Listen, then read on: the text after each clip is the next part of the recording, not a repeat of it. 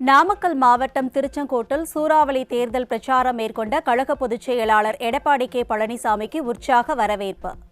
அலைக்கடல் என திரண்டிருந்த பொதுமக்கள் புரட்சித் தமிழருக்கு மலர் தூவி மகிழ்ச்சி பொங்க வரவேற்பு. கடந்த 5 ஆண்டு கால திமுக ஆட்சியில் 24,000 பெண்கள் பாலியல் சீண்டலுக்கு உள்ளாகியுள்ளதாக கழக பொதுச் செயலாளர் எடப்பாடி கே பழனிசாமி வேதனை.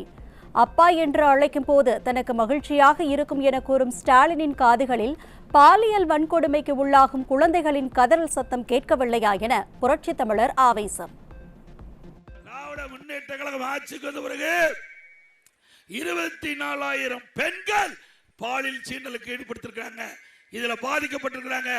18,000 சிறுமிகள் இந்த பாலியல் சீண்டலுக்கு ஆளாயிருக்கிறாங்க. நீதிமன்றத்தின் மூலமாக 6,999 சிறுமிகள் பாதிக்கப்பட்டிருக்கிறார்கள் என்று நீதிமன்றத்தின் மூலமாக தீர்ப்பு. சமூகத்துறை அமைச்சர் தெரிவித்திருக்கின்றார். 84 கோடி அந்த சிறுமி பாதிக்கப்பட்டவர்களுக்கு நிவாரணம் கொடுத்தாங்க. நிவாரணம் கொடுத்தா சரியா போயிருமா? நம்ம வீட்டில் நம்முடைய குழந்தையா இருந்தா ஏத்துக்குவோமா? நினைச்சு பாருங்க. பிஞ்சு குழந்தை. இன்றைக்கு போக்சோ சட்டம் 6,999 போக்சோ வழக்குகள் பதிவு செய்யப்பட்டிருக்குது. 18,000 போக்சோ வழக்கு இருக்குது. அதுல 6,999 இருக்குதா? 84 கோடி கொடுத்திருக்கிறாங்க. 18,000 சிறுமிகள் பாதிக்கப்பட்டிருக்காங்க. இந்த அரசாங்கம் தேவையா? இன்றைக்கு 18,000 சிறுமியுடைய வாழ்க்கை என்ன ஆகுது? அந்த பெற்றோர்கள் எப்படி மனசு துடிக்கும்? பெற்ற தாய்க்கும் தந்தைக்கும் தான் அந்த வழி தெரியும். இந்த முதலமைச்சருக்கு தெரியாது. முதலமைச்சர் சொல்றாரு அப்பா அப்பா என்றால் என்னுடைய செவி மகிழ்ச்சியா இருக்கு சொல்றாரு. திரு ஸ்டாலின் அவர்களே, அப்பா அப்பா என்று பாலில் சீண்டல் போது கதறிட்ட பொழுது அந்த சத்தம் இந்த அப்பாவுக்கு கேட்கவில்லையா? 18,000 குழந்தைகள் கதறி கொண்டிருக்கின்றன. இந்த அப்பாவுக்கு காது கேட்காதா? சிறுமிகள் முதல் மூதாட்டிகள் வரை நடைபெறும் பாலியல் வன்கொடுமைகளால் தமிழ்நாடு தலை குனிந்து உள்ளது. தவறை சுட்டிக்காட்டினால் முதல்வர் ஸ்டாலினுக்கு கோபம் வருகிறது என கழக பொதுச் செயலாளர் விமர்சனம். எப்பொழுது பார்த்தாலும் திரு ஸ்டாலின் சொல்கிறார் தமிழ்நாடு தலை நிமிர்ந்திருக்கு சொல்றாரு. உண்மையா? தலை நிமிர்ல, தலை தொங்கி போச்சு. இந்த செயலால், இந்த பாலியல் சீண்டலால் சிறுமிகள் பெண்கள் மூதாட்டிகள் பாதிக்கப்பட்டதால் திரு ஸ்டாலின் அவர்களே, உங்களுடைய தலை நிமிர்ந்து நிக்கல, தமிழ்நாட்டில் தொங்கி போய் நிக்குது. உண்மைதானே? ஏன்னா நாளைக்கே என்ன எதிர்த்து பேசுவார். எடப்பாடி பழனிசாமி திட்டமிட்டு அவதூறு பிரச்சாரம் பேசணும்னு சொல்லுவார். நான் பத்திரிகையில் வந்த செய்தி, ஊடகத்தில் வந்த செய்தி, இதை ஆதாரமாக கொண்டுதான் நாம பேசிட்டு இருக்கிறோம். அங்கங்க நடக்கிற நிகழ்வுகள். 2 வயசு குழந்தை கிருஷ்ணகிரியில துடிதுடிக்க பாலியல் சீண்டல். அதனால அந்த குழந்தை இறந்து விட்டது. இதை சொல்லலாம் இல்லைங்க? இதை சொன்னா ஸ்டாலினுக்கு கோபம் வருது. திமுகவினர் தங்கள் தகுதிக்கு ஏற்றாற்போல் கொள்ளையடிக்கின்றனர். கள்ளச்சாராயம் காய்ச்சுவது, மது தொழிற்சாலை நடத்துவது போன்ற பல்வேறு வழிகளில் கொள்ளையடிப்பதுடன் அரசு டாஸ்மாகிலும் ஊழல் முறைகேட்டில் ஈடுபட்டதாக புரட்சித் தமிழர் குற்றச்சாட்டு. கஞ்சா, போதை மாத்திரை, கள்ளச்சாராயம் நல்லா விக்குது. திருச்செங்கோடு அருகே தேவனாங்குறிச்சியில திமுக நிர்வாகி போலி மதுபான கடை வச்சு ஆள வச்சிருந்தார்ல. திருச்செங்கோடு அருகே தேவனாங்குறிச்சியில திமுக நிர்வாகி போலி மதுபான தொழிற்சாலை நடத்தினாரா இல்லையா? ஆக இப்படி செயல்பாட்டின் காரணமாகத்தான் திரு ஸ்டாலின் தலை தொங்கி போச்சு. அவன் திமுக கட்சிக்காரனே இன்றைக்கு இந்த போலி மதுபான ஆலையை நடத்துறானா அந்தந்த லெவலுக்கு தகுந்த மாதிரி நடத்துறான். இங்க இருக்கிற பொறுப்பாளர் சின்ன நடத்துறான். இன்னும் பெரிய பொறுப்பாளர் யாருன்னு உங்களுக்கு தெரியும்? 10 ரூபா நபர். அவர் பெருசா நடத்துறார். சொல்லுவான் கிராமத்துல விரலுக்கு தகுந்த அது மாதிரி ஆளுக்கு தகுந்த மாதிரி கொள்ளை அடிக்க ஆரம்பிச்சுட்டான். ஒரு பக்கம் கள்ளச்சாராயம் காய்ச்சறான், ஒரு பக்கம் மதுபான தொழிற்சாலை நடத்துறான், ஒரு பக்கம் அரசாங்கத்தில் இருக்கிற டாஸ்மாகவே அடிக்கிறான். எப்படிப்பட்ட அரசாங்கம் தேவையா? காவல்துறை மீது சிறிதும் பயமில்லாமல் குற்றச்செயல்கள் அரங்கேறுகின்றன. தினம்தோறும் தங்கம் விலை நிலவரம் போல் கொலை, பாலியல் வன்கொடுமை, போதைப் பொருள் நிலவரம் வெளியாகும் அளவிற்கு உள்ள திமுகவின் அலங்கோல ஆட்சி தொடர வேண்டுமா என புரட்சித் தமிழர் கேள்வி. காவல்துறை கண்டா பயம் இருக்க வேணும்ல? ஒரு ஆட்சியாளர் தவறு செய்து சொன்னால் பயம் இருக்க வேணுமா வேண்டாமா? குற்றச்செயல் ஈடுபடுவதற்கு அந்த பயமே இல்லை. ஏன்னா பெரும்பாலும் திமுக இதுக்கு துணை நிற்கிறான். அதனால பயப்படாத. எந்த குற்றத்தையும் சர்வசாதாரணமா செய்யறாங்க, கொலை செய்யறாங்க, அதை பத்தி கவலையே இல்லை. தினந்தோறும் பத்திரிகை ஊடகம் கொலை செய்தா வருது. முதல்லாம் பத்திரிகை ஊடகத்திலையும் பாத்தீங்களா, தங்கம் என்ன விலை நிலவரம் வரும், வெள்ளி நிலவரம் என்னன்னு வரும்.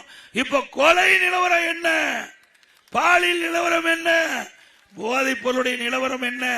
இப்படிப்பட்ட ஆட்சி தொடர வேண்டுமா?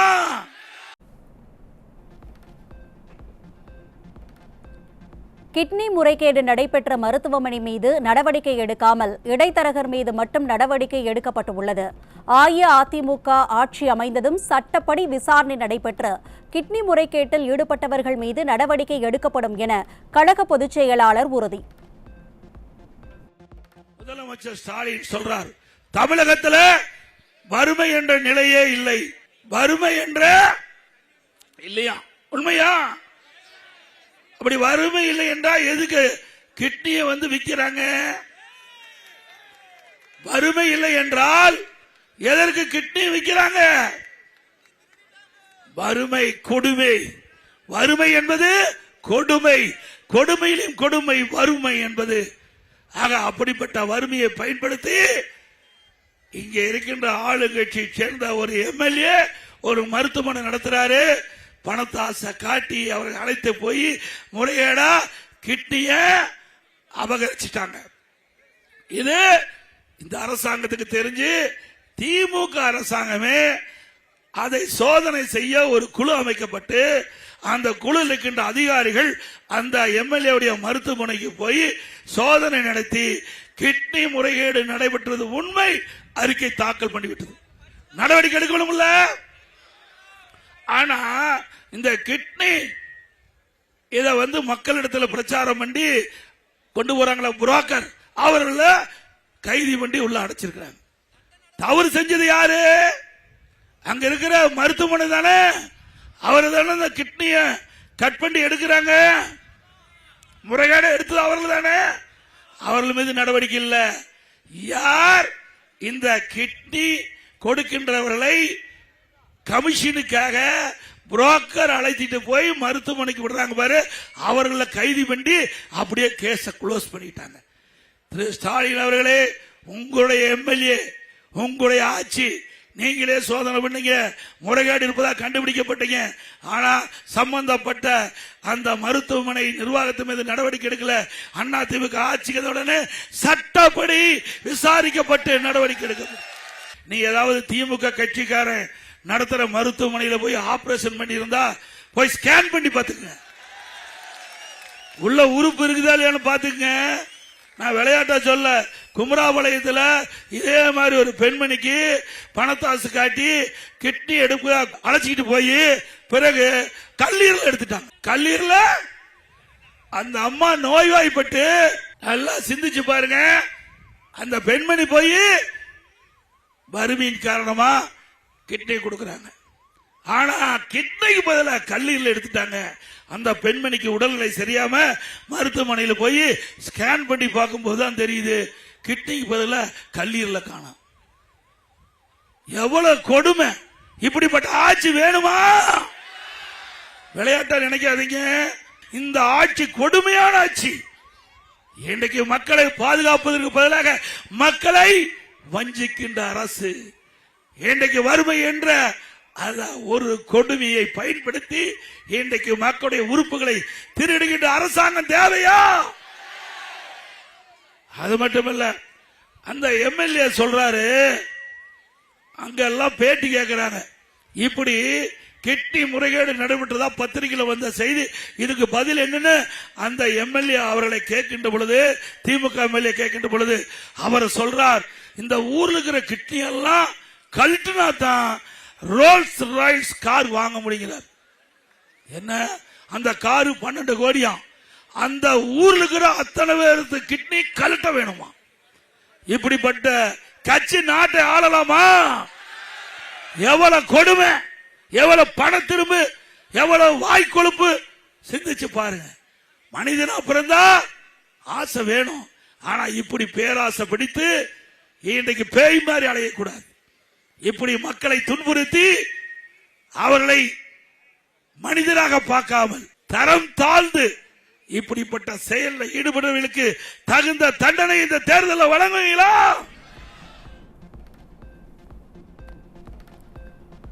தமிழ்நாட்டில் பட்டப்படிப்பு படிப்பவர்களின் எண்ணிக்கை அதிகரிக்க அஇஅதிமுக அரசில் செயல்படுத்தப்பட்ட திட்டங்களே காரணம். ஆனால் தமிழகத்தில் திமுக ஆட்சிக்கு வந்த பிறகு 200 அரசு பள்ளிகள் மூடப்பட்டு கழக பொதுச் செயலாளர் குற்றச்சாட்டு. இன்றைக்கு கல்லூரிகள் நிறைய திறந்திருக்கிறோம், பள்ளிகள் நிறைய திறந்தோம். பள்ளியை திறந்தது அண்ணா திமுக, பள்ளியை மூடியது திமுக. 200 பள்ளி மூடிட்டாங்க. 200 அரசு பள்ளியை மூடி அரசாங்கம். அண்ணா திமுக அதிகமான பள்ளிகளை திறந்து இன்றைக்கு கல்வி கற்புடைய எண்ணிக்கை உயர்த்தணும். கிராமத்திலிருந்து நகர வரை நம்முடைய குழந்தைகள் சிறப்பான கல்வி கிடைக்க வேண்டும். அதற்காக கல்வியை கூடத்தை திறந்தா திமுக அமைச்சர், பள்ளி கல்வித்துறை அமைச்சர் சொல்றாரு, சட்டமன்றத்தில் நீங்க இஷ்டத்துக்கு பள்ளிக்கூடத்தை திறந்துட்டீங்க, எங்களால நடத்த முடியல, அதனால 200 பள்ளியை மூடிட்டுன்னு சொல்றாங்க. ஏங்க, எதுக்கு அரசாங்கம் பள்ளியை திறந்து நல்ல கல்வி கொடுக்க வேணும். ஆனா இந்த அரசாங்கத்தில் திறந்த பள்ளியை மூடிக்கிட்ட ஒரே அரசாங்கம் திமுக அரசாங்கம். ஆசிரியர்லாம் கிடையாது. எங்க இருக்குது ஆசிரியர்? பள்ளியை மூடிட்டானே. இப்படி ஆசிரியரும் கிடையாது, உதவியாளரும் கிடையாது, பள்ளிக்கூடத்தையும் மூடிட்டு இருக்காங்க. நாடு போற போக்க பார்த்தா இன்னைக்கு மீண்டும் வந்து ஆடு மாடு தான் நம்ம மேய்க்க வேணும், அப்படி நிலைக்கு கொண்டாந்து விட்டுருவாங்க. அண்ணா திமுக அரசாங்கம் கல்விக்கு முன்னுரிமை கொடுத்தது. ஒரே ஆண்டு 11 அரசு மருத்துவக் கல்லூரி மருத்துவமனை.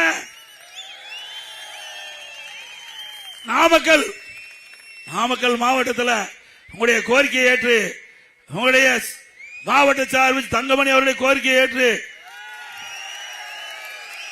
கழக நிர்வாகிகளுடைய கோரிக்கை ஏற்று 400 கோடியில நாமக்கல்ல பிரம்மாண்டமான அரசு மருத்துவக் கல்லூரி மருத்துவமனை கொண்டாந்தோம்ல. அதே போல சட்ட கல்லூரி நான் இருக்கும்போது அரசாணை வெளியிட்டேன். நிலம் எடுக்கிறதுல பிரச்சனை, காலதாமதம் ஆச்சு. பிறகு இவர்கள் வந்து அடிக்கல் நாட்டினாங்க. ஆனா சட்ட கல்லூரி கொண்டாந்தது நாம தான். அதே போல மருத்துவக் கல்லூரி கொண்டாந்து நாம தான். அரசு கலை மற்றும் அறிவியல் கல்லூரியில சேந்தமங்கலம் சட்டமன்றத்தில் கொண்டாந்தது நாம தான். இப்படி கல்லூரி திறந்தது விளைவின்னு இன்றைக்கு கல்வி கற்புடைய எண்ணிக்கை அதிகரிப்பு, பட்டம் படிப்பு படிக்கக்கூடிய மாணவருடைய எண்ணிக்கை அதிக. கிராமத்தும் சரி நகரத்திலும் சரி இன்றைக்கு சாதாரண குடும்பத்தில் பிறந்த ஏழை எளிய மாணவி கூட குறைந்த கட்டணத்தில் பட்டப்படிப்பு படிக்கக்கூடிய சூழ்நிலையை உருவாக்கி தந்த ஒரே அரசாங்கம் அண்ணா திமுக அரசாங்கம். அஇஅதிமுக ஆட்சியில் விலைவாசி கட்டுக்குள் வைத்திருந்த நிலையில் திமுக ஆட்சியில் விலைவாசி விண்ணை முட்டும் அளவிற்கு உயர்ந்து உள்ளதாக கழக பொதுச் செயலாளர் எடப்பாடி கே பழனிசாமி குற்றச்சாட்டு. கழக ஆட்சி அமைந்ததும் எத்தனை ஆயிரம் கோடி ரூபாய் செலவானாலும் மளிகை கடையில் வாங்கும் அரிசியின் தரத்தை போல் ரேஷன் கடையிலும் விலையில்லா தரமான அரிசி வழங்கப்படும் என புரட்சித் தமிழர் உறுதி. இன்றைய தினம் ஸ்டாலின் சொல்றாரு, பொற்கால ஆட்சி கொடுக்கிறாரா? இன்றைக்கு தமிழ்நாட்டில் விலைவாசி விண்ணை முட்டுகின்ற அளவு உயர்ந்து போச்சு. அரிசி 1 கிலோ 30 ரூபா உயர்வு, 5 வருஷத்துல 30 ரூபா உயர்வு. கடல் எண்ணெய் 60 ரூபா உயர்வு 1 லிட்டருக்கு. அதே போல பருப்பு 1 கிலோ 60 ரூபாய் உயர்வு. இப்படி இந்த நாமக்கல் மாவட்டத்தை பொறுத்த வரைக்கும் தொழிலாளர் நிறைந்த மாவட்டம், விவசாய தொழிலாளி நிறைந்த மாவட்டம். இவரெல்லாம் அன்றாடு வேலைக்கு சென்றால்தான் அவர் வீட்டிலே அடுப்பு எரியும். அப்படி அடித்தட்டிலே வாழ்கின்ற மக்கள் இப்படி உணவு கூட விலை விண்ணை முட்டுகின்ற அளவுக்கு உயர்கின்ற பொழுது அதை கட்டுப்படுத்த தவறி அரசு தேவையா? இதே நேரத்தில் அண்ணா திமுக ஆட்சியா இருந்தா விலை ஏற்றத்தை தடுப்போம், அதற்கு நடவடிக்கை எடுப்போம். அதற்காக கூட்டுறவுத்துறையின் மூலமாக இன்றைக்கு விலை கட்டுப்பாட்டு நிதியம் 100 கோடி தனியா ஒதுக்கி வச்சிருந்தேன். எந்த உணவுப் பொருள் விலை ஏறுதோ அந்த உணவுப் பொருள் எந்த மாநிலத்தில் விலை குறைவாக கிடைக்குதோ அந்த மாநிலத்துக்கு சென்று கூட்டுறவுத்துறையின் மூலமாக அதை கொள்முதல் செஞ்சு தமிழ்நாட்டுக்கு கொண்டு வந்து அந்த விலை ஏற்றத்தை தடுத்த அரசாங்கம் அண்ணா திமுக அரசாங்கம். இப்படி ஏழைகள் பாதிக்காத அளவுக்கு பார்த்துக்கொண்டோம். அதே போல ரேஷன் கடையில் வழங்குகின்ற அரிசி இன்றைக்கு தரமான அரிசி இல்லை என்று புகார். அண்ணா திமுக ஆட்சிக்கு உடனே கடையில எப்படி அரிசி இருக்குதோ அதே அரிசி தரமான அரிசி கொடுப்போம். அதுக்கு எத்தனை ஆயிரம் கோடி செலவானாலும் பரவாயில்ல. இனி ரேஷன் கடையில ஏழை மக்கள் வாங்கி பயன்படுத்துகின்ற அரிசி மளிகை கடையில் வாங்குகின்ற அரிசி விட தரமான அரிசியாக இருக்கும். விலையெல்லாம் அரிசி தான் கொடுக்கிறோம். இனிமேல் விலையெல்லாம் பருப்பு கொடுப்போம், ரேஷன் கடையில் விலையெல்லாம் எண்ணெய் கொடுப்போம். அண்ணா திமுக ஆட்சியில் இதெல்லாம் கொடுப்போம். நாடாளுமன்றத்தில் திமுக மற்றும் கூட்டணி கட்சிகள் மகளிர் இடஒதுக்கீடு மசோதாவிற்கு எதிராக வாக்களித்து பெண்களின் உரிமையை பறித்து உள்ளன. திமுக மற்றும் திமுக கூட்டணி கட்சிகளை பெண்கள் ஒருபோதும் மன்னிக்க மாட்டார்கள் என புரட்சித் தமிழர் ஆவேசம். இன்றைய தினம் முதலமைச்சர் பேசுறார். நாடாளுமன்றத்திலே மத்திய அரசு கொண்டு வரப்பட்ட அந்த மசோதாவை தோற்கடிக்கப்பட்டவேன் என்று பெருமை பேசுகிறார். ஒரு திராணியற்ற முதலமைச்சர், என்னன்னே தெரியாத முதலமைச்சர், பொம்மை முதலமைச்சர். மத்திய அரசு என்ன கொண்டாந்தது? பெண்களுக்கு 33% இடஒதுக்கீடு சட்டமன்றத்திலையும் நாடாளுமன்றத்திலையும். அந்த மசோதாவை தோற்கடித்த கட்சி திமுக கட்சி. பெண்கள் மேல ஓட்டு போடுவீங்களா? உங்களுக்கு கிடைக்கிற உரிமையை பறித்தது திமுக கூட்டணி காங்கிரஸ் கட்சி. நீண்ட நாட்கள் போராடி இருந்தாங்க. அம்மா அவர்கள் தமிழகத்துடைய இன்றைக்கு தமிழகத்தில் இருக்கும் போது அண்ணா திமுக நானா எம்பியா இருந்தேன். திருச்செங்கோடு உங்க தொகுதியில் தான் எம்பியா இருந்தேன். என்னோட 18 பேர் வெற்றி பெற்றாங்க. அம்மா அப்ப பாரதிய ஜனதா கட்சி கூட்டணி வச்சிருந்தோம். அப்பொழுது அம்மாவுடைய வேண்டுகோளை ஏற்று அன்றைய தினம் பாரத பிரதமர் திரு மறைந்த வாஜ்பாய் அவர் பிரதமராக இருந்தார். 33% இடஒதுக்கீடு சட்டமன்றத்திலையும் நாடாளுமன்றத்திலையும் வழங்குவதற்கு பாரத பிரதமர் அன்றைய பாரத பிரதமர் வாஜ்பாய் அவர்கள் அம்மா வைத்த கோரிக்கை ஏற்று அப்ப அண்ணா திமுக கட்சி சேர்ந்த திரு அண்ணன் தம்பித்துரை அவர்கள் சட்டத்துறை அமைச்சராக இருந்தார். நான் எம்பியா இருந்தேன், உங்களால தேர்ந்தெடுக்கப்பட்ட எம்பியா இருந்தேன். அப்பொழுது அந்த 33% இடஒதுக்கீடு மசோதாவை நாடாளுமன்றத்தில் தாக்கல் செஞ்சு வருகின்ற பொழுது அதை பேச ஆரம்பிச்சார் முலாயம் சிங் யாதவ். அவருடைய எம்பி நம்முடைய தம்பித்துறை அண்ணா வைத்திருந்த அந்த மகளிர் இட மசோதாவை பிடுங்கி கிழிச்சிட்டார். கிழிச்சு அதே போல அம்மா அண்ணா திமுக பெண்களுக்கு இடஒதுக்கீடு வேண்டும் என்று நினைக்கின்ற கட்சி அண்ணா திமுக கட்சி. அண்ணா திமுக கூட்டணி திமுக தலைமைக்கின்ற காங்கிரஸ் கம்யூனிஸ்ட் கட்சி விடுதலை சிறுத்தை எதுவுமே இந்த பெண்களுக்கு இடஒதுக்கீட்டுல இஷ்டம் இல்ல. அண்ணா திமுக இருக்கும் போதுதான் நாம உள்ளாட்சியில 33% கொண்டாந்தோம். பிறகு 50% கொண்டாந்த உள்ளாட்சியில. இன்றைக்கு பெண்களும் ஆண்களுக்கு இணையா செயல்பட்டுக் கொண்டிருக்கின்றார்கள். நாடு வளர்ச்சி அடைய வேண்டும் என்று சொன்னால் பெண்களுக்கு முன்னுரிமை கொடுக்க வேண்டும். அந்த அடிப்படையில் தான் இதை புரட்சி தலைவி அம்மா இருக்கின்ற பொழுது அண்ணா திமுக கட்சி சேர்ந்த அப்பொழுது சட்டத்துறை அமைச்சராக இருந்த மரியாதைக்குரிய தம்பித்துரை அவர்கள் இந்த மசோதாவை கொண்டு தாக்கல் செய்தது முதல் அண்ணா திமுக. இன்றைய தினம் பாரத பிரதமர் நரேந்திர மோடி அவர்கள் அன்றைக்கு நிறைவேற்ற முடியல. பாரதிய ஜனதா ஆட்சி இருக்கும் போது மீண்டும் அந்த பெண்களுக்கு இடஒதுக்கீடு வேண்டும் சட்டமன்றத்திலும் நாடாளுமன்றத்திலும் அப்படி நம்ம இடத்துல பேச்சுவார்த்தையெல்லாம் நடத்தி நாமளும் ஏற்கனவே நாம கொண்டாந்தது தானே, அதனால நாமளும் ஏற்றுக்கொண்டோம்.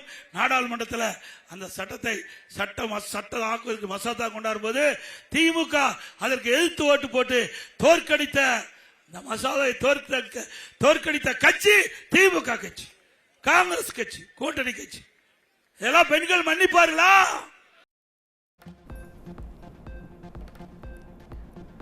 நாடாளுமன்ற தொகுதி மறுவரையறைக்கு எதிராக முதல்வர் ஸ்டாலின் பொய் பிரச்சாரம் செய்து வந்த நிலையில் அவரின் முகத்தில் கரி பூசப்பட்டுள்ளது. அஇஅதிமுகவின் வேண்டுகோளை ஏற்று தமிழகத்தின் நாடாளுமன்ற உறுப்பினர்களின் எண்ணிக்கையை மத்திய அரசு 59ஆக உயர்த்தியதாகவும் கழக பொதுச் செயலாளர் எடப்பாடி கே பழனிசாமி பெருமிதம். பாராளுமன்றத்துடைய தொகுதி வரையறை திருச்செங்கோடு வச்சுங்க, இதை மாற்றி அமைக்கிறாங்க. ஓட்டு அதிகமா இருக்குன்னா அதை முறைப்படுத்துறாங்க மக்கள் தொகை அடிப்படையில். இப்ப ஸ்டாலின் என்ன சொன்னாரு, மக்கள் தொகை அடிப்படையில் எடுக்காதீங்க, அப்படி இருந்தால் நமக்கு குறைஞ்சு போயிருந்தாரு. உடனே மத்திய அரசாங்கம் அதை கைவிட்டுட்டு ஒவ்வொரு மாநிலத்திலும் எவ்வளவு எம்பி இருக்குதோ அதுக்கு தக்கவாறு உயர்த்தினாங்க. இதுல என்னங்க தவறு இருக்குது? இன்றைக்கு நமக்கு 39 இருந்தது, அதை 59 ஆக்குனாங்க. 39 அப்ப நம்முடைய சராசரி ஸ்டாலின் கருப்பு சட்டை போட்டுக்கிட்டு ஊர் ஊரா போய் பேசினாரு, நாமக்கல்ல பேசினாரு. நமக்கு இந்த பாராளுமன்ற தொகுதி மறுவரை வந்தா நம்மளுடைய எண்ணிக்கை குறைஞ்சிரும் அப்படின்னு ஒரு அவதூறு பிரச்சாரத்தை பரப்பி வந்தாரு. ஆனா அவர் நாமக்கல் பேசிட்டு இருக்கும்போது உள்துறை அமைச்சர் நாடாளுமன்றத்தில் அன்றைய மாலையிலே தெரிவித்தார், தமிழ்நாட்டில் பாராளுமன்ற தொகுதி மறுவரையில எந்த விதத்திலும் பாதிக்காது. இன்றைக்கு 39 தொகுதி 59 தொகுதி ஆக்கப்படும். இப்பொழுது தமிழ்நாட்டில் 7.18% தான் இருக்குது. அத 7.23% உயர்த்தப்பட்டு விட்டது. 7. அப்ப மத்திய அரசு நமக்கு சாதகமா தான் இருந்தது. அதனால கருப்பு சட்டை கழட்டிட்டார். நாடாளுமன்ற தொகுதி மறுவரை நாம் நினைச்சதை மத்திய அரசு கொண்டு வந்தது. ஆனா ஸ்டாலின் தப்பு கணக்கு போட்டாரு. தமிழ்நாட்டில் குறைஞ்ச இடம் தான் கிடைச்சு நினைச்சாரு. அதுக்கு மாறாக நாமெல்லாம் வைத்த வேண்டுகோளை ஏற்று மத்திய அரசு அற்புதமா அறிவிச்சது. 39 நாடாளுமன்ற தொகுதி 59 அறிவிச்சது. 7.18% 7.23% உயர்த்தி கொடுத்தது. இன்னைக்கு ஸ்டாலின் முகத்துல கரி பூசிட்டாங்க. ஸ்டாலின் முகத்துல இப்ப வீர வசனம் பேசுறார், நாங்க தோக்கடிச்சிட்டு. ஸ்டாலின் அவர்களே, நீங்க தோக்கடித்ததை தமிழ்நாட்டு மக்களை தோற்கடித்து விட்டீர்கள். தமிழ்நாட்டுடைய பெண்களுடைய உரிமையை பறித்து விட்டீர்கள். இதற்கு இந்த தேர்தலில் ஒவ்வொரு பெண்ணும் எண்ணி பார்க்க வேண்டும், ஒவ்வொரு பெண்களும் எண்ணி பார்க்க வேண்டும். தங்களுக்கு கிடைக்க வேண்டிய உரிமையை பறித்த திமுக, இதற்கு திமுகவுக்கு தகுந்த பாடத்தை புகட்ட வேண்டும். மத்திய அரசு ஊழியர்களுக்கு 58% அகவிலைப்படி வழங்கப்பட்டு வந்த நிலையில் 2% உயர்த்தி கடந்த ஜனவரி 1ஆம் தேதியில் இருந்து முன் தேதியிட்டு வழங்க மத்திய அமைச்சரவை ஒப்புதல். அகவிலைப்படி உயர்வால் மத்திய அரசுக்கு ஆண்டுக்கு 6,791 கோடி ரூபாய் வரை கூடுதல் செலவாகும் நிலையில் பல லட்சம் ஊழியர்கள் மற்றும் ஓய்வூதியதாரர்கள் பயன்பெறுவார்கள் என அறிவிப்பு. தனது மகனை முதலமைச்சராக்க வேண்டும் என்பதற்காக ஸ்டாலின் கடந்த 5 ஆண்டுகளில் கொள்ளையடித்த பணத்தை வைத்து மக்களை விலைக்கு வாங்கலாம் என நினைப்பதாக அமமுக பொதுச் செயலாளர் டிடிவி தினகரன் விமர்சனம். தென்காசி மாவட்டம் கடையநல்லூர் தொகுதியில் கழக வெற்றி வேட்பாளர் கிருஷ்ணமுரளி என்ற குட்டியப்பாவை ஆதரித்து மேற்கொண்ட பிரச்சாரத்தில் அமமுக பொதுச் செயலாளர் டிடிவி தினகரன் பேச்சு. சுதந்திரம் பெற்ற பிறகு அண்ணன் ஏபிஎஸ் அவர்கள் ஆட்சி வரை 5 லட்சம் கோடி கடன் இருந்தது. இந்த 5 ஆண்டுகளிலே 5 லட்சம் கோடி என 10 லட்சம் கோடியாக தமிழ்நாட்டின் கடனை இன்றைக்கு ஸ்டாலின் உயர்த்தி வைத்திருக்கிறார். எப்படியாவது தனது மகனை முடிசூட்ட வேண்டும் என்பதற்காக இன்றைக்கு அவர்கள் கடந்த 5 ஆண்டுகளிலே செய்த ஊழல் முறைகேடுகளால் ஈட்டிய பணத்தை ஓட்டுக்கு 1000 என்றும் 2000 என்றும் கொடுத்து நமது மக்களை விலைக்கு வாங்கிவிடலாம் என்று அறிந்து கொண்டிருக்கிறார்கள். அவர்களின் முயற்சியை முறியடித்து தமிழ்நாட்டில் நிம்மதியான வாழ்க்கை வாழ்வதற்கு, இந்த கஞ்சா போன்ற போதைப் பொருட்களின் நடமாட்டத்தை முழுமையாக ஒழிப்பதற்கு பெண்களின் பாதுகாப்பிற்கு நீங்கள் வாக்களிக்க வேண்டிய வெற்றி சின்னம் இரட்டை இலை. தென்காசி அடுத்த ஊத்துமலையில் அஇஅதிமுக வேட்பாளர் செல்வ மோகன்தாஸ் பாண்டியனை ஆதரித்து அமமுக பொதுச் செயலாளர் டிடிவி தினகரன் பிரச்சாரம். முன்னாள் அமைச்சர் ராஜலட்சுமி உள்ளிட்ட கழக நிர்வாகிகள் மற்றும் கூட்டணி கட்சி நிர்வாகிகளும் கலந்து கொண்டு வாக்கு சேகரித்தனர். ஊழலில் திளைத்துள்ள திமுக அரசை வீழ்த்தி அதிமுக தலைமையிலான தேசிய ஜனநாயக கூட்டணி ஆட்சி அமைக்கும். நீலகிரி மாவட்டம் உதகையில் மத்திய அமைச்சர் பியூஷ் கோயல் பேட்டி.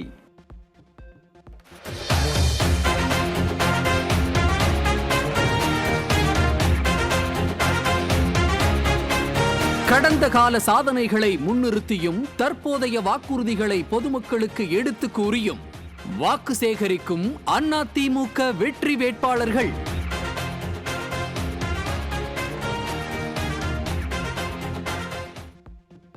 நீலகிரி மாவட்டம் கூடலூரில் பொன் ஜெயசீலன், நாகப்பட்டினம் மாவட்டம் வேதாரண்யத்தில் OS மணியன், தஞ்சாவூர் மாவட்டம் பாபநாசம் தொகுதியில் துரை சண்முகப்பிரபு, சேலம் மாவட்டம் ஆத்தூரில் ஜெயசங்கரன் ஆகியோர் தீவிர தேர்தல் பிரச்சாரம்.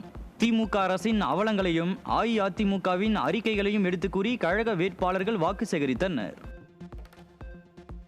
தேர்தலின் போது மக்களின் காலை பிடிக்கும் திமுக, தேர்தலுக்கு பின் மக்களின் கழுத்தை பிடிக்கும் என அஇஅதிமுக கொள்கை பரப்பு இணைச் செயலாளர் நடிகை விந்தியா விமர்சனம். இல்லாததையும் பொல்லாததையும் சொல்லி செல்லாத டோக்கன்களை கொடுத்து திமுக பெண்களை ஏமாற்றி வருவதாகவும் கடும் தாக்கு. தேர்தல் சமயத்துல மக்களோட காலை பிடிக்கும், தேர்தல் முடிஞ்ச உடனே மக்களோட கழுத்து பிடிக்கும் திமுக. தயவு செஞ்சு அவங்கள நம்பாதீங்க. இந்த முறையும் தமிழ்நாட்டு பெண்களை ஏமாத்தினா போதும், ஆட்சியை பிடிச்சிடலான்னு நினைக்கிறாங்க. அதனால இல்லாததும் பொல்லாததும் சொல்லி செல்லாத டோக்கனை கொடுத்து ஏமாத்தலான்னு பாக்குறாங்க. 8000 ரூபாய்க்கு கூப்பன் தருவாங்களாமா திமுக. திமுக காரங்க கொடுக்கிற டோக்கன் எல்லாமே செல்லுமா? நீங்களே சொல்லுங்க. அவங்க கொடுக்கிற டோக்கன் எந்த கடையில போய் மாத்திப்பீங்க? எந்த கடைக்காரங்களாவது திமுக கொடுக்கிற கூப்பனை ஏத்திப்பாங்களா?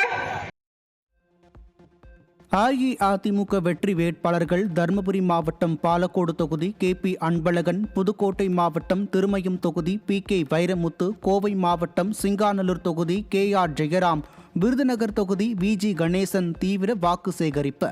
கட்சி நிர்வாகிகள் கூட்டணி கட்சியினருடன் வீதி வீதியாக சென்று இரட்டை இலைக்கு நல்லாதரவு திரட்டினர். திருவண்ணாமலை மாவட்டம் ஆரணி தொகுதி அஇஅதிமுக வேட்பாளர் ஜெயசுதா லட்சுமிகாந்தன், கிருஷ்ணகிரி மாவட்டம் ஒசூர் தொகுதி அஇஅதிமுக வேட்பாளர் பாலகிருஷ்ணா ரெட்டி, வேலூர் மாவட்டம் KV குப்பம் தொகுதி அஇஅதிமுக கூட்டணியில் உள்ள புரட்சி பாரதம் கட்சி தலைவர் ஜெகன்மூர்த்தி, சேலம் மாவட்டம் எடப்பாடி தொகுதிக்கு உட்பட்ட பகுதிகளில் அஇஅதிமுக கொள்கை பரப்பு துணை செயலாளர் கௌதமி ஆகியோர் தீவிர தேர்தல் பிரச்சாரம். திமுக ஆட்சியின் அவலங்களையும் அதிமுகவின் தேர்தல் அறிக்கைகளையும் எடுத்து கூறி தீவிர வாக்கு சேகரிப்பு. அஇஅதிமுக வெற்றி வேட்பாளர்கள் செங்கல்பட்டு மாவட்டம் மதுராந்தகம் தொகுதி மரகதம் குமரவேல், செய்யூர் தொகுதி பெரும்பாக்கம் ராஜசேகர், திருப்பத்தூர் மாவட்டம் வாணியம்பாடி தொகுதி செந்தில்குமார், கடலூர் மாவட்டம் குறிஞ்சிப்பாடி தொகுதி புவனேந்திரன் ஆகியோர் தீவிர வாக்கு சேகரிப்பு. கழகத்தினர் கூட்டணி கட்சியினருடன் வீதி வீதியாக சென்ற இரட்டை இலைக்கு நல்லாதரவு திரட்டினர். விருதுநகர் மாவட்டம் சிவகாசி தொகுதியில் ராஜேந்திர பாலாஜி, தென்காசி மாவட்டம் ஆலங்குளம் தொகுதியில் KRP பிரபாகரன், மயிலாடுதுறை மாவட்டம் சீர்காழி தொகுதியில் சக்தி, ராணிப்பேட்டை மாவட்டம் அரக்கோணம் தொகுதியில் சு ரவி ஆகியோர் தீவிர தேர்தல் பிரச்சாரம். திமுகவின் அவலங்களையும் அஇஅதிமுக ஆட்சி காலத்தில் கொண்டு வரப்பட்ட நலத்திட்டங்களையும் எடுத்து கூறி கழக வேட்பாளர்கள் தீவிர வாக்கு சேகரிப்பு. திருப்பூர் மாவட்டம் காங்கேயம் தொகுதியில் NSN நடராஜன், கிருஷ்ணகிரி மாவட்டம் வேப்பனஅள்ளி தொகுதியில் KP முனுசாமி, மதுரை மாவட்டம் மேலூர் தொகுதியில் பெரிய புல்லான் என்ற செல்வம் மற்றும் திருப்பூர் மாவட்டம் தாராபுரம் தொகுதியில் சத்யபாமா ஆகியோர் தீவிர வாக்கு சேகரிப்பு. அஇஅதிமுக அரசின் சாதனைகளையும் தேர்தல் வாக்குறுதிகளையும் கூறி அஇஅதிமுகவின் வெற்றி வேட்பாளர்கள் தீவிர பிரச்சாரத்தில் ஈடுபட்டனர். கிருஷ்ணகிரியில் அஇஅதிமுக வேட்பாளர் பாலகிருஷ்ண ரெட்டி மற்றும் பாஜக வேட்பாளர் டாக்டர் C நாகேஷ்குமாரை ஆதரித்து அண்ணாமலையும், ஸ்ரீரங்கத்தில் அஇஅதிமுக வெற்றி வேட்பாளர் R மனோகரன், ஆண்டிப்பட்டியில் அஇஅதிமுக வெற்றி வேட்பாளர் லோகிராஜன், தாம்பரத்தில் அஇஅதிமுக வெற்றி வேட்பாளர் சிட்லப்பாக்கம் ராஜேந்திரன் ஆகியோர் தீவிர பிரச்சாரம். தேர்தல் வாக்குறுதிகளை எடுத்து கூறி இரட்டை இலை சின்னத்திற்கு வாக்கு சேகரித்தனர்.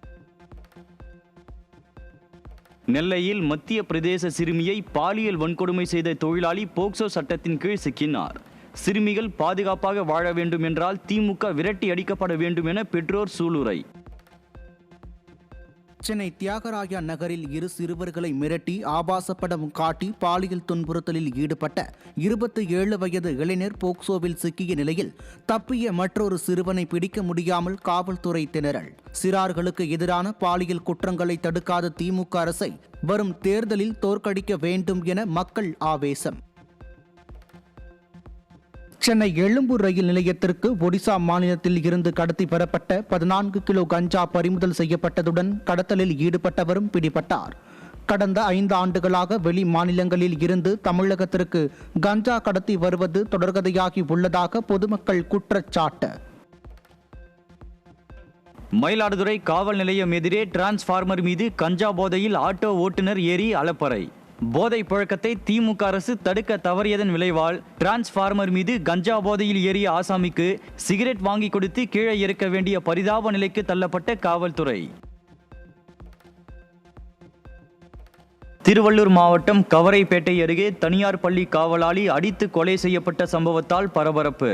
கும்பகர்ணனை விட கொடிய உறக்கத்தில் இருக்கும் காவல்துறையினரால் தமிழகத்தில் கொலைகள் தொடர்கதையாகி உள்ளதாக பொதுமக்கள் குற்றச்சாட்டு.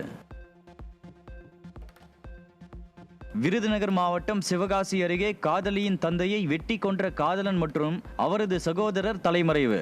காவல்துறை கமிஷன் துறையாக மாறி மாமூலில் மட்டுமே கவனம் செலுத்துவதால் சட்டம் ஒழுங்கு சீர்கெட்டு அச்சமின்றி கொலைகள் அரங்கேறுவதாக பொதுமக்கள் வேதனை. கடலூர் மாவட்டம் நெய்வேலியில் தலைக்கேறிய மதுபோதையில் குடியிருப்பு பகுதிகளுக்குள் புகுந்த போதை ஆசாமிகள் வீட்டின் முன்பு நிறுத்தப்பட்டிருந்த 10க்கும் மேற்பட்ட வாகனங்களை அடித்து நொறுக்கிய சம்பவத்தால் பரபரப்பு. போதையின் பாதையில் தமிழகத்தை சீரழித்த திமுக ஆட்சி மீண்டும் தமிழகத்தில் நீடித்தால் ஒருவர் கூட ரோட்டில் நடமாட முடியாது என பொதுமக்கள் அச்சம். கடலூர் மாவட்டம் திட்டக்குடியில் திருமாவளவனின் பிரச்சாரத்திற்காக மின்மாற்றி அருகே இரும்பு கம்பியில் கட்டப்பட்ட கொடி கம்பத்தின் மீது மின்சாரம் பாய்ந்து அப்பாவி இளைஞர் பரிதாபமாக உயிரிழப்பு. திமுக மற்றும் அதன் கூட்டணி கட்சியினரின் அத்துமீறலால் உயிர்பலி ஏற்பட்டுள்ளதாக உறவினர்கள் கதறல். திருப்பரங்குன்றம் தீபத்தூண் விவகாரத்தில் வெளிப்படும் திமுக கூட்டணி முரண்பாடு. 50 ஆண்டுகள் ஆனாலும் தீபமேற்ற முடியாது என திமுக அமைச்சர் சவால் விடும் நிலையில் தீபம் ஏற்றப்படும் என வாக்குறுதி அளிக்கும் பிரேமலதா. அதெல்லாம் தமிழ்நாட்டில் இன்னும் எடுபடாது, என்னைக்கு எடுபடாது ஒன்று வச்சுங்க, நீங்கள் எழுதி வைக்கிறேன். என்ன 50 ஆண்டு காலம் ஆனாலும் சரி, 50 ஆண்டு காலம் சரி, பெரியார் என்கிற பிம்பத்தை உடைக்கிறதுக்கு தமிழ்நாட்டில் எவனும் பிறக்கலை. நிச்சயமாக முருகன் அருளால தீபமும் ஏற்றப்படும், தீபமும் ஏற்றப்படும், தீபமும் ஏற்றப்படும். இங்க இருக்கின்ற மக்கள் வாழ்க்கையும் உயரும். ஸ்டாலின் பெயரை கேட்டாலே கொந்தளிக்கும் பாமர மக்கள். பெண்கள் வயிறு எரிந்துவிடும் சாபம் வரும் தேர்தலில் திமுகவை ஒழித்தே தீரும் என இணையவாசிகள் கருத்து. திரும்பவும் அவர் தான் வருவாரு, ஸ்டாலின் வருவார், நல்லா வருவாரு, நல்லா வருவார் ஸ்டாலின். இல்ல அவரு தான் ஜெயிக்க முடியாது, யாரும் வாய்ப்பு இல்லைன்றாங்க. வாய்ப்பே இல்ல, இல்ல அவரு தான் வரவே மாட்டாரு. ஓப்பனா சொல்றேன் நானு, ஸ்டாலின் எல்லாம் வயிறுல எரியுது. போ இல்ல என்ன புண்ணியம் போட்டு பண்றாரு, ஸ்டாலின் பண்றாரு. ஸ்டாலின் சொல்லாத, ஸ்டாலின் என்ன பண்றாரு? 1000 ரூபாய் செல்லு மாட்டிக்கு போறாரு. அதே தான் பெண்களுக்கு தான் பாதுகாப்பு, எது கிடையாது, பாதுகாப்பே கொடுக்கல. விருதுநகர் மாவட்டம் திருச்சுழி தொகுதிக்குட்பட்ட நெடுங்கணேந்தல் கிராமத்தில் முறையாக குடிநீர் வசதி செய்து தரப்படாததை கண்டித்து வாக்கு சேகரிக்க வந்த அமைச்சரிடம் வாக்குவாதத்தில் ஈடுபட்ட பொதுமக்கள். மக்களின் கேள்விகளுக்கு பதிலளிக்க முடியாமல் தப்பித்தோம் பிழைத்தோம் என அமைச்சர் தப்பியோடிய காட்சி ஊடகங்களில் பரவி வருகிறது. சென்னை துறைமுகம் தொகுதியில் அஇஅதிமுகவினர் பிரசுரம் வழங்கிய போது பெண் நிர்வாகியிடம் அநாகரிகமாக நடந்து கொண்ட திமுக நிர்வாகி.